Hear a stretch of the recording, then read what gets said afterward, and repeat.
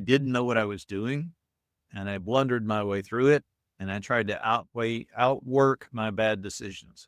And that's not a positive formula.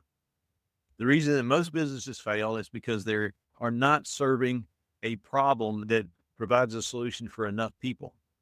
And the last words a business owner or entrepreneur ever wants to internalize is, we do it that way because we've always done it that way. That is, put a stake in your heart. Repeatable processes lead to repeatable outcomes. That's the working smart part. You can have any level of success that you want if you can help enough other people get what they want. What's the old saying that an unwritten goal is nothing but a wish? You write it down, you make it smart, you make it tangible, you put a definition on it, you put a timeline on it, then you've got a goal. Otherwise, you just have a wish or a thought. Phillip Cantrell joins me here today. You can find what he is up to. Head over to phillipcantrell.com. I'm going to have that as a clickable link in the show notes.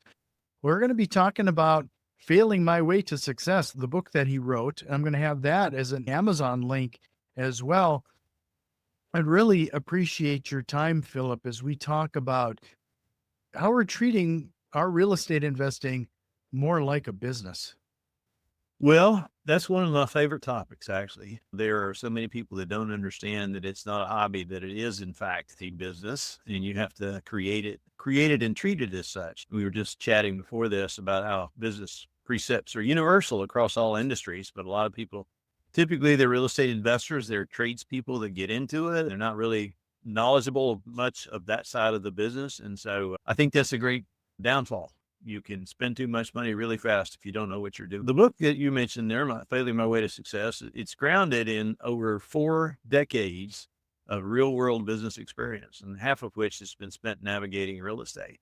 To be clear, though, it is not a how-to guide on investing. It's a practical, battle-tested manual of why most people fail, and my own failure experiences, and how to stop repeating the same costly mistakes that I made. I mean, I could go into detail on that, as much detail as you want to, but that's the high level approach to it. Well, let's go into that, because I think it's awesome that you, first of all, you named it as such, because I think that's our biggest lessons that we can learn from each other is our failures. And you're willing to write a whole book on it. Like, what made you decide to chronicle this? So let me kind of take a step back and tell you the story of my career real fast. 19 years in commercial printing. Got into that right out of college because it was the family industry, not a family company, but a family industry. So lazy college kid, that's where the easy connections and jobs are. And I hated every minute of it. But if commercial printing, you understand it's a brutal commoditized industry. And in fact, if you have a 3% net, you're considered a profit leader in that industry. The average is 1.5% net profit. So tough industry to make a living in, but I learned a heck of a lot. I mean, I learned a heck of a lot and learned about relationships, learned about leadership, learned about guiding, learned about accounting, even though I do have a degree in business from UT. But then I transitioned from there into rehab investing. And we didn't call it flipping back then. That's a HGTV invented term. We call it rehab investing. And I started buying houses and fixing them up on the side as early as 1988. And doing most of the work myself. I mean, as I mentioned earlier, I'm a heck of a trim carpenter, but it's not the highest and best use of my talents. So eventually realized that I needed to have others do the work for me and me supervise it and me focus on finding the raw properties and then disposing of the raw properties when they were completed. So did that parallel with my commercial printing career until Y2K, when I decided to step off of the printing career and into real estate full time. When I left printing to be a rehab investor, I had no intention of getting my license. But as they say, one thing leads to another, and I wound up getting my license and going full bore into it. Founded Benchmark Realty in 2006 and built it up. We now are in 3 states and over 2,000 affiliate licensees. And I sold the company in 2020 to the 7th largest real estate firm in the country, United Real Estate Holdings. But I still hang around as the mentor, advisor, senior counselor, sometimes the guy that takes the trash out, whatever you want to call it, but it's a fairly sizable operation. So I learned a lot along the way. In that process, I realized that there is people who sell their businesses who have a big concern and sell their business, the tendency is to take the money and go to the farm. And I think that's a little bit of a disservice to those that come behind us. So the reason I wrote the book was to leave behind a guide of failures that I have encountered that will hopefully, and successes, lots of successes in there too, but hopefully this will guide those who come behind that can read this book and understand, perhaps it will guide them. As I said, even if I don't ever make a dime on the book, if I help one person, I'm going to call it a success. And that's the point of it. Yeah, you mentioned that you have a unique 4-4-2 win-loss tie record when it comes to businesses. So that totals 10 different businesses. Yes. 4 wins, 4 losses, and 2 ties. Let's talk about those wins at first. What are you classifying there and what lessons were learned? Well, sure. I mean, that's sporting team terms of win-loss tie ratio, and 4-4-2. So 4 wins, 4 losses, and 2 ties, which actually in business are probably considered losses as well. The biggest win obviously has been Benchmark Realty. I mean, this organization that I actually sold in 2020 manages, in the 17 years of existence, has handled over 100,000 real estate transactions. And you think about the lives that impact. So that's a big win. That's a real big win. They'll sell about $5 billion of real estate this year, and that's billion with a B. So lots of transactions going through this system. That's a big win. Another big win would have been a commercial printing company that my father and I started right after college. It was not a big win from the standpoint of monetary gain. It was a big win from the standpoint of my education.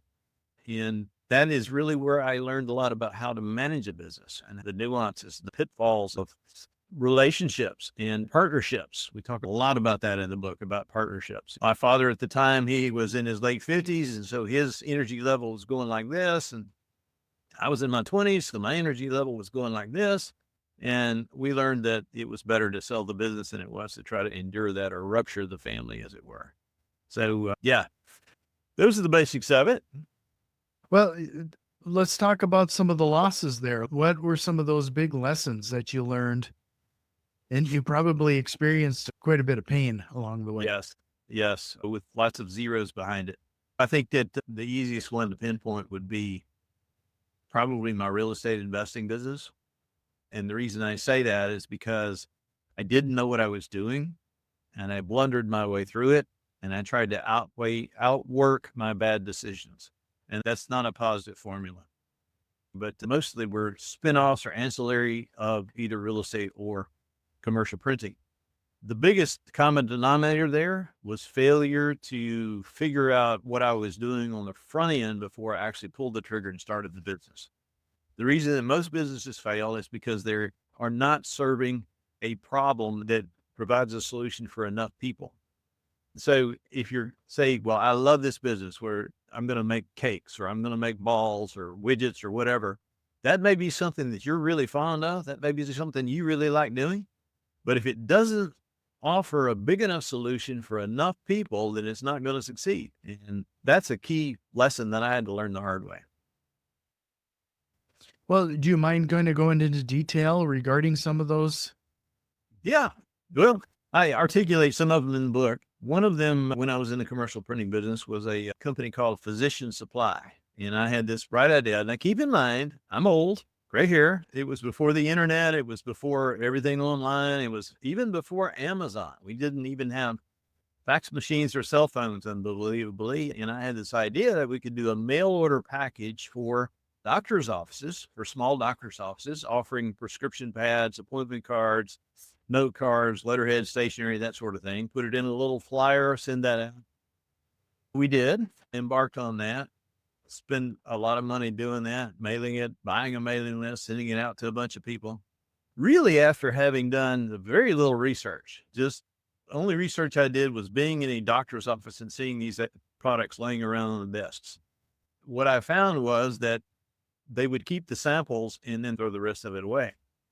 Another example was the same commonalities of the reasons for failure was basically because I hadn't done sufficient research on it, was a box company.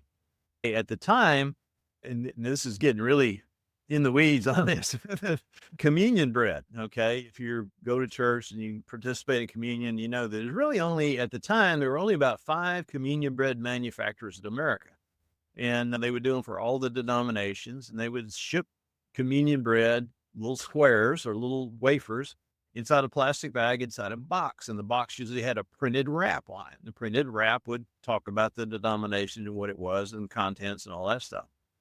And I knew the fellow here in Nashville that actually made the bread and made the boxes. He had a box manufacturing equipment there. And I said, I can use that to make business card and letterhead boxes and put up nice printed wrap on it. It was not a sufficiently large market to warrant the investment, and it failed miserably again for the same common reason. So begin to notice the theme here.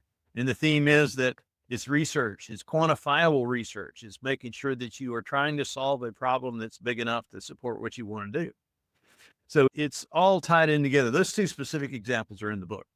Well, with all of that, you've learned some lessons along the way on, and I think you even mentioned the four cornerstones of business success. Yeah. Like, could you talk a little bit about what could prop up a business and help it achieve some level of success? Yeah, well, the four cornerstones you're talking about are working hard, of course, delegation, compassion, and I can go into any of those in detail if you want to. The basic theme, though, is understanding that you can't do everything yourself. Understanding that you have to replicate your efforts to others, because as long as you're trying to do everything yourself and control everything, and I tried to do this early on in my career, so I know of which I speak here. If you try to control everything, you're limited in the size of your business and how your big business can scale. Now, let me qualify that and say that if you're interested in a boutique firm and not growing it large, go ahead and you can be a sole practitioner, and there's absolutely nothing wrong with that. But if you want to scale and have a larger size business, then you've got to learn the principle of delegation, hiring people, empowering people, and putting them in the right position, and then getting out of their way. Even today in my role, I have a little bit of struggle with that internally because I want to step in and fix it. I want to step in and do it. I want to step in and make sure they've got it covered. But in a lot of cases, I can't do that, because if I do that, if I do step in, then they don't learn. So that's delegation. My belief is that really there are no absolutely new business principles out there. There are no brand new business processes out there. They've all been done by somebody else, albeit in a different industry. So then you have to become a student and learn and be constantly curious and look outside your little box to other industries to see exactly what has been learned over there that might apply here. Many industries don't want to do that. You're trained to have this like tunnel vision. Well, it's not the way we do it. And the last words a business owner or entrepreneur ever wants to internalize is, we do it that way because we've always done it that way. That is, put a stake in your heart. You're going to die in the not too distant future. The working smart part is looking at what you're doing on a daily basis, paying attention to what happens within your business, and then writing those down. I call it breaking every step down to its simplest common denominator, and then documenting it so you have processes, and everything travels the same journey from the front to the back, and you don't miss anything that way. Repeatable processes lead to repeatable outcomes. That's the working smart part. And then the compassion part is understanding that you can have anything you want in the world.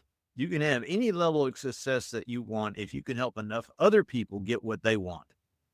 And that goes back to Earl Nightingale. He was a business coach that kind of built his information on Napoleon Hill, which is a name that everybody pretty much knows, Think and Grow Rich. Anyway, Earl Nightingale had these little cassette tapes that he put out, and I listened to those religiously. We didn't have Audible. We didn't have the internet, so we had to go buy literally cassette tapes and pop them in the deck of the car. I listened to that over and over again, and that was a recurring theme. You can have everything you want in life if you help enough other people get what they want in life. So those are the four cornerstones. We can go all day on those topics for sure. Yeah, well, that's one of those things that's really intriguing. You mentioned that learning from other businesses and other practices. That's one of the oddities of this program. I do have quite a few guests that come on here and there that are in different industries, and I'm absolutely in the same thought as you, that obviously, why wouldn't we take the opportunity to learn from somebody else and from some other, like, cross-pollinate a little bit? There's a lot of lessons to be learned. Yeah. But we get in this rigid state of mind. I mean, our business model in this real estate brokerage is radically different from others. And when we started this different model, it was highly ridiculed by the rest of the local industry. Well, you can't do that. That's illegal. That's wrong. That's a bait and switch and blah, blah, blah, blah, blah. All it was an application of other precepts from other industries into a new industry in a situation where people weren't accustomed to it. And you're exactly right. That cross-pollination is critical. So if you're going to a business networking event, don't hang out with the guys in your industry. Go hang out with the guys in the other industry or gals in the other industry and see if you can say, I have this problem. How would you solve that in your world? And then write it down. I'm a big writer. I have 2 notebooks I carry around all the time, and they're just little 5.5, 8.5 notebooks in my backpack. One is for personal notes and one is for business notes. So every meeting I attend, I document, and I guess they have apps that do that now. But again, I'm old and I actually take a pencil. You see me waving around. I have a pencil and paper everywhere I go. And then I have the personal ones where if I have a thought, I write it down. Because if you don't write it down, it's gone. And you can apply that to goal setting too, right?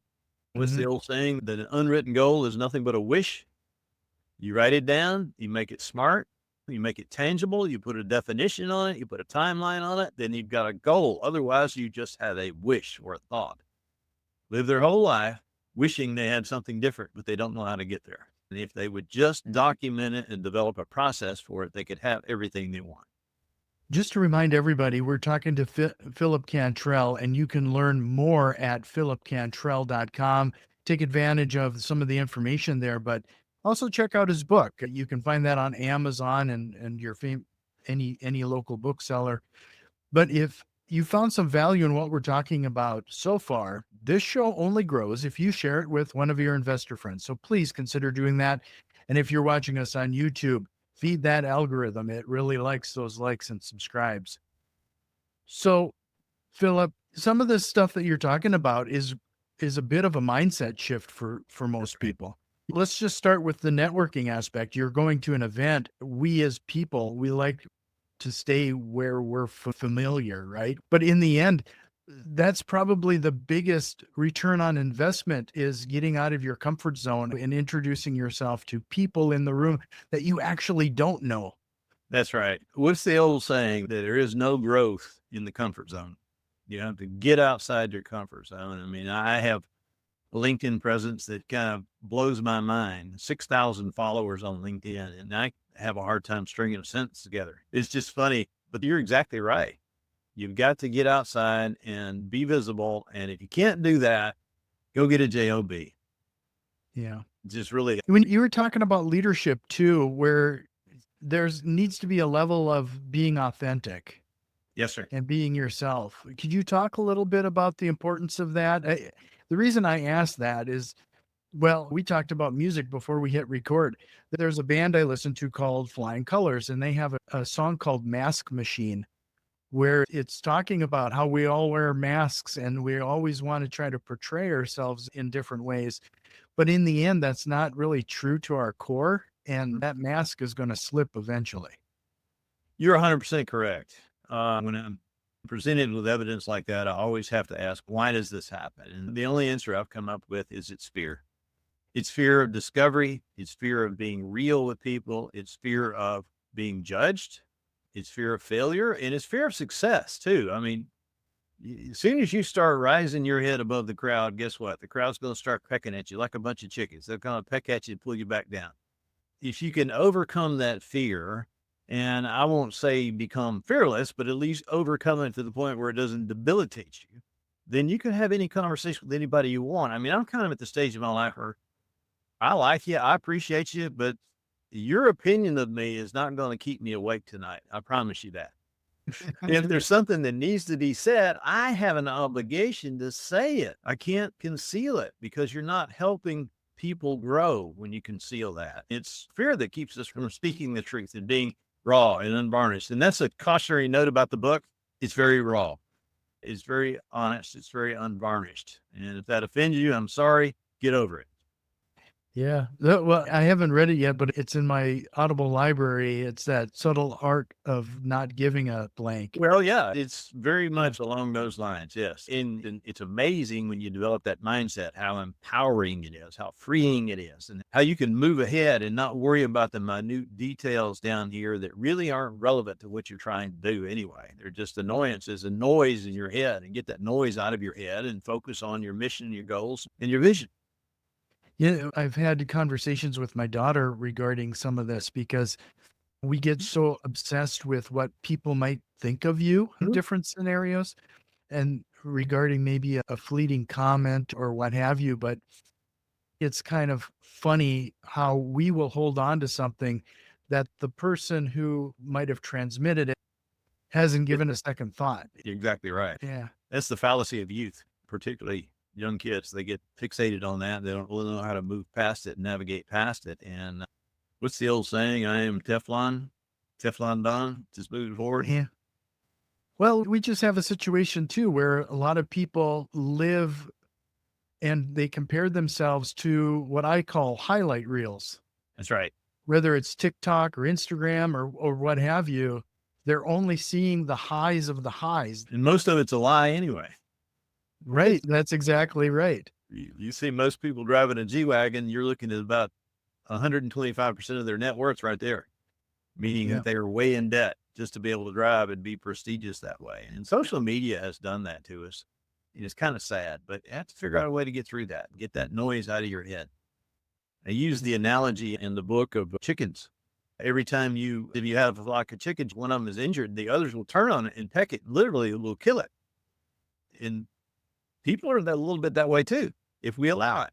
If we show something different, if we look different, if we act different, if we think different, if we go a different direction, be prepared for, as I call it, the attack of the naysayers. Everybody will swoop in and tell you exactly what's wrong with what you're doing, and especially your family. In many Mhm. cases, will try to pull you back into the flock and say, you shouldn't do that. You should do this. It's bad. And you have to, if you have studied it sufficiently, if you have articulated it, you have documented it sufficiently, then you should have the internal strength to stand up to the attack of the naysayers, because anytime you step out, you're going to be attacked. You just know it's coming. But here's the positive in that. The positive in that is that when you do get attacked, you got them on the ropes. You got them scared. The more intensity of the attack, the more you know that you're doing the right thing for you and that you really have them scared. That's when you're really winning. That's when you're really moving. It's when the real progress is made. Well, you usually see that when you start to outgrow your environment, right? It's that situation where you are the sum of the people you hang out with. Yes. Unfortunately, when you start to grow beyond the people that you hang out with, they start to freak out a little bit and Yeah. they want to make sure you stay where you're at. They don't want, and they're not doing things deliberately. It's human It's nature, instinctual. instinctive human nature. There's a great enamored fantasy in this world of being attracted to people who are quote unquote overnight successes. And again, I talk about this in the book too. There are very few that are truly overnight successes. What you're seeing is an overnight success that took 25 years. You don't see all the work behind the foundational work, the firm foundation they had to build and what they had to educate themselves on to get to the point they are today. And then they burst into the sunlight and everybody, that little segment is all they see. They don't see the other part. So, Sure. and then that's when they begin to attack. Hopefully by that time you can say, I've got my foundation. I'm confident in who I am. You can shut up and get out of my way. Right. Well, yeah, earlier we were chatting about the fact that most people don't take a moment, strategize, and create that target. We want to make sure that we're setting our goals and have something to aim for. I actually am curious, do you take that level of approach with your life? Like, do you take a moment and strategize and plan the way you want your life to unfold? Well, unbelievably, I do. But for a long time, I did, Mm. confessionally. So at the end of every year, and honestly, this is how the reason Benchmark was founded. So for a long time, I was just producing, making money, accomplishing whatever KPI I was focused on, the metrics. I was always focused on the metrics. And then I realized at the end of 2005, I sat down at the end of the year and I looked back. And I try to plot my strategy for the year going forward. I realized I had paid my broker $64,000 on an 80-20 split, and I didn't have anything to show for that. So, and this is the fallacy of being so involved in the day-to-day that you don't walk with your eyes looking on the horizon. And I realized I went to the broker and I said, help me understand this value proposition because I'm not getting it. You're the one with the new Jaguar. You're the one with the newly redecorated office. I don't even use your office. I don't even use your copier. Why am I paying you this kind of money? I didn't get the right answer, and Benchmark was founded in March of 2006. But the point of all that is to say that had I sat down at the beginning of the year and analyzed things more carefully, I could have plotted my strategy instead of getting to the end and looking back and seeing the pathway. And that's the problem, is that a lot of times we get to the end and we do an analysis, which is good. But it's better if we do that at the beginning of the year and plot the pathway coming forward instead of it's reactive versus proactive is what I'm trying to say. But being proactive in your lifestyle, and the things that you want to accomplish that year, it's about goal setting. And as I said earlier, a goal that's unwritten is nothing but a wish. And we all have our wishes. We all have our wants. We all have our desires. But if you don't write them down and then quantify them, they will never happen. And I can teach a business class, and I have taught several business classes here, business planning classes. And invariably, I will come back later in the year and I will say, how are you doing on your goals? Because I will teach them about goal setting and stuff. And 3/4 of the class still has not written down their goals. I can teach this class in March, and I say, how many of you have written goals at this point? And maybe 10 out of 60 will raise their hand that they have written goals. And that's a huge failure. You have to plan and strategize or it will never happen. Why do you think people don't go through that exercise, or what's the resistance there? Just laziness, or? I mean, why are people so massively in debt? Because they've never been taught how to handle money. And it's kind of the same way. We don't teach kids in high school how to manage a checkbook. We don't teach them how to manage money. We don't teach them that credit cards mismanaged can be devastating. I think the direct answer to your question is lack of education. That generationally, we had so much wealth in this country that derived out of the expansion following World War II, that it created an entire generation of excess, who then lavished that on the next generation, my generation. And then we grew up, money was not a concern. Everybody was going to get it. And now we have a whole different concern of, I'm not getting it. Who's going to give it to me? Well, Phillip, this has just been such a great conversation. Before we dive into the rapid fire and close out this episode, is there anything else we should have tried to hit on?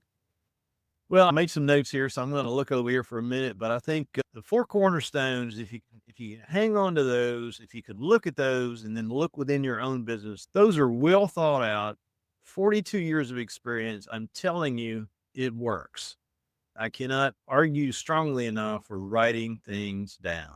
People just don't write stuff down. I mean, I know we have app note takers now, but there is something different about that internalizes it in your brain, the physical connectivity between your handwriting word and it going into your memory banks.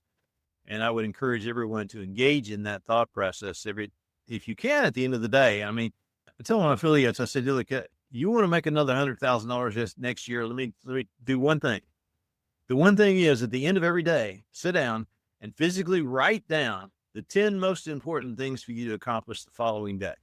If you do that every day, you hit the ground running the next morning, you don't let up, you know exactly what your pathway is, and your income, your success will increase geometrically. That's kind of it. Yeah. Yeah. Well, no, I appreciate you sharing that. This is such a great book and resource for everybody. I just want to point it out one more time. Head over to phillipcantrell.com for the available links and further information there. But Phillip, if you're ready, we'll dive into the rapid fire and close out this episode. One comment about phillipcantrell.com, you can sign up and get a free chapter. So you'll automatically get a free chapter, and then you can decide if you want to buy the book or not. I'm trying to help people, and that's God's honest truth right there. So yeah, hit me. You're talking about a gateway drug, right? You know they're going to buy the book after reading the first chapter. Well, there is method behind the madness for sure. What lie do real estate investors often tell themselves? This is a good one, and it's based on my experience of actually having been a rehab investor. And that biggest lie is that I can fix the margins on this deal by adding more improvements to the property. The fact is, you make your profit when you buy the house. You only collect your profit when you sell it. And if you buy it wrong, there is nothing you can do to fix it up to overcome that. The next one is the next deal will fix everything. The next deal will make it everything. I've seen it over and over again. The next deal is going to hit me to success. The truth is, if your systems are broken or your processes are sloppy, no deal is going to magically save your business. In fact, a bad deal later on top of poor fundamentals is often what's going to break you. So pause, fix the foundation first. And I'm not talking about the foundation of the house. I'm talking about the foundation of your business. No business is better than bad business. So figure that out first. You could go back in time and give your younger self a piece of advice. What would it be? That's interesting too. And that's one I have thought about a lot. To be curious instead of being so headstrong, right? Just constantly be curious. Study more. Look outside the industry more for best practices to use in this business. Early on, I let urgency drive my decisions. I was in a hurry, headstrong. This is what we got to do it. This is what we got to do it. And that led to a few very expensive lessons. Deals that look urgent rarely are. And if your gut is whispering that something feels off, listen to your gut. That voice is often wiser than you think. Do you have a book recommendation? Well, of course, I'm going to recommend mine. Of course. I think the best business book I've ever read, and I am a fan of Jim Collins like crazy, and I love Simon Sinek, but the best book that I think business book I've ever read is Infinite Game by Simon Sinek. And I don't know if you've read that one or not, but it talks about that business is infinite. It doesn't stop. It's not like a baseball game or a football game where you have a time clock, you have a scoreboard, you have boundaries, you have a goal line, and it's clear when somebody scores, it's clear when somebody wins, and then there's a definitive timetable involved where button clicks and it's over with. That business goes on and on and on and on. And we're constantly playing this game. If we're entrepreneurs, if we are leaders in business, we're constantly playing this game. And it only ends until we pass away or we decide to quit. And usually people quit because they run out of money because they haven't planned, they haven't structured their business properly. So it's continuous and it yields exactly what we put into it. And then the book is brutally honest and wildly useful. I'm just telling you, you need to read it. What single process or tool have you implemented that has had the biggest time-saving impact? Documenting your processes. It may sound dull as heck, but it's the difference between being trapped in your business or scaling your business. And when I took the time to build out clear procedures and document clear processes, only then could I finally delegate with confidence. And that freed me up to lead rather than micromanage. You get busy with the busyness of the business, and fundamentally, you will never see success until you make the conscious decision to work on the business instead of in the business. And that's a truism that anybody will back me up on. PhillipCantrell.com. You can find more information there. I really appreciate your time here today. This was a fantastic conversation. I hope you'll consider coming back again sometime. You mentioned early on that we could have probably created whole episodes on just some of your pillars and a few other things. So PhillipCantrell.com. It was great to meet you. Likewise. Appreciate you very much. Thanks for letting me be here.